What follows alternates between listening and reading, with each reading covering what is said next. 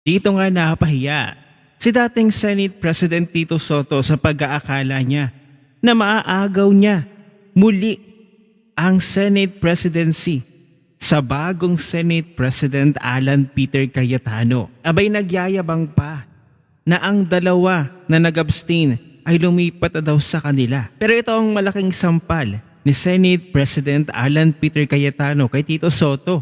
Kinulang pa rin sila ng boto. Panoorin natin ang video na ito. When the 1392 present setup. Correction, Mr. President, 1311.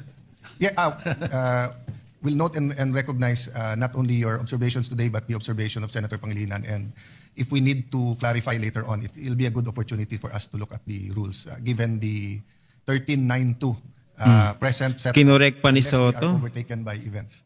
Yes. Okay. Majority Leader?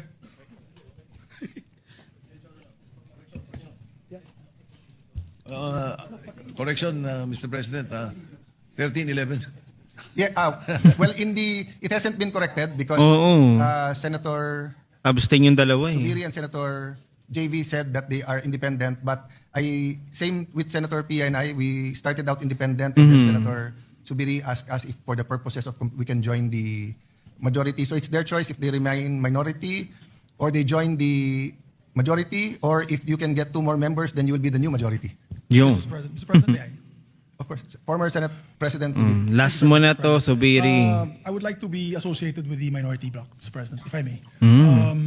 Binatikos nga ako nila, sabi nila na ako yung nag-fence sitting at nag-abstain. Nag-abstain lang ako para have a free hand to vote on which issue that I think is important for the Filipino people. But when it comes to the organization, I would like to associate myself with the minority, Mr. President. Thank you. Pwede doon ka na. Doon ka na sa minority. Go! So,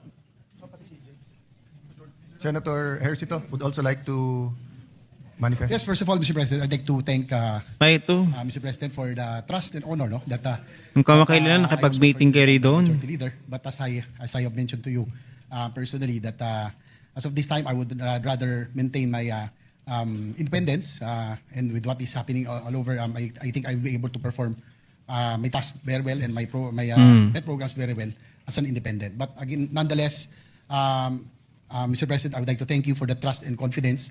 Being majority leader is a very, of course, it's one of the most powerful, we would say, position in the Senate. But I guess I have at this point I would like to maintain my independence. And I also understand. I also recognize that you will say that you will be our number 14. But until the time that we vote, any member, we have to respect their decision and always ascribe good faith.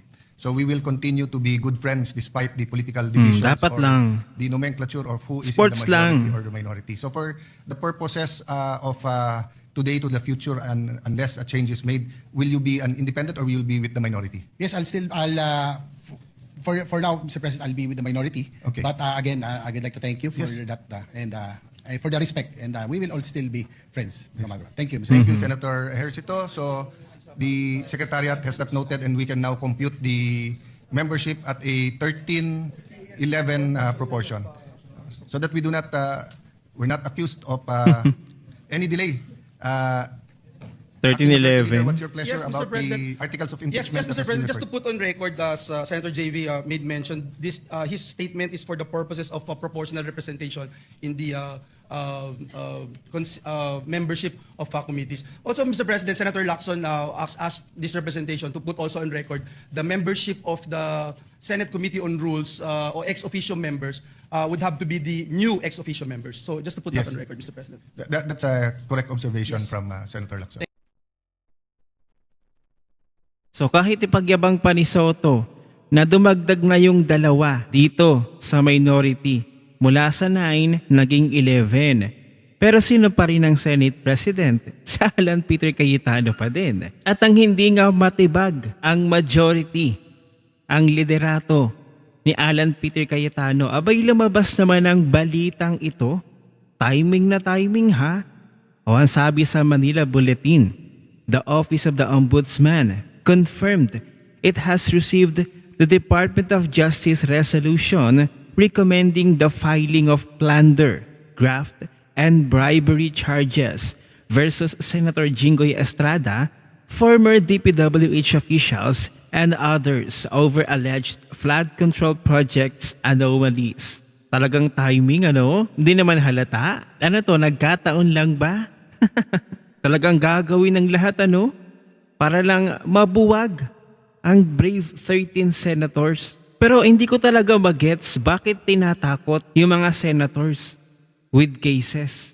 Kung matuloy man itong mga kaso ng mga senador, kung gamitin ng ahensya ng mga gobyernong ito na ikasuhan ang mga senador na naando sa majority. As if naman na meron pa silang oras at panahon para litisin sa kaso nila.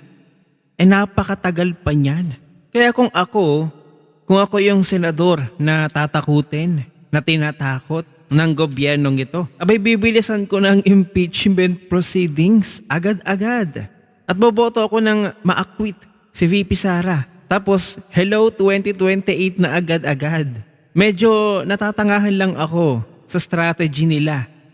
Natatakutin yung mga senators na kakalabanin mo. Tapos tatakutin mo na which is, bakit mo siya tinatakot? Bakit mo tinatakot ang mga senators na kailangan mo naman ang side nila? Kailangan mo sila. So bakit mo tatakutin? Ang logic, di ba? Ang tanga ng strategy. Nakapagtataka at napakalaking disappointment ng Mindanao kay Senator Mig Zubiri na pumanig dito sa minority kina Tito Soto na ang iba doon ay anti-Duterte. O baka naman, sa isip ko lang to ha, baka ayaw ni Senator Mig Zubiri na makasama sa grupo itong si Senator Chis Escudero na minsan na yung pumalit sa kanya sa pagka-Senate President. Baka hindi pa nakaka-move on si Mig Zubiri sa nangyari noon sa kanila ni Chis Escudero. Kaya naman siguro no choice. Pumanig na lamang siya sa minority. So kaya sana itong brave 13 senators talagang magpakatatag kayo. Maging matibay pa kayo. Dahil ang hiling ng Pilipino ay sana'y magbuklod-buklod kayo magkaisa. Huwag magkawatak-watak. Dahil ang mga Pilipino sa inyo na lamang umaasa na mayroon pa talagang tunay na batas sa Pilipinas. Mabuti na lamang itong dalawang magkapatid na Villar. Si Mark Villar at si Camille Villar. Nasa majority sila noon majority noon ni na Tito Soto. Sa pag-aakala nila na hindi sila gagalawin, hindi sila guguluhin ng gobyernong ito. Anong nangyari? Nandun na nga sila sa majority noon ni Tito Soto, ay tuloy-tuloy pa rin yung kaso laban sa kanilang magkapatid. Napagtanto siguro nila, na-realize nila na bakit pa tayo mag-stay dito? May kaso naman tayo, tinatakot tayo. Kung tatakutin tayo at may kaso rin tayo, lumipat tayo sa kabila. Siguro na-realize nila at nadala na rin sila sa ginagawa ng gobyernong ito sa kanilang magkapatid na Villar. So bakit nga naman sila magpapabudol ulit? At I'm sure, sa araw-araw na dadaan, gagawa ng paraan ang administrasyon na ito para mapilayan ang bagong majority ni na Senate President Alan Peter Cayetano. Kaya't sana sa ating majority brave 13 senators, magkaisa kayo. Huwag kayong magkawatak-watak. Please lang, nakikiusap ang sambayan ng Pilipino sa inyo. Ano ang inyong opinyon? I-share mo na ang video na ito. Mag-iwan ng comment at like sa ibaba at magkita-kita ulit tayo sa susunod na video.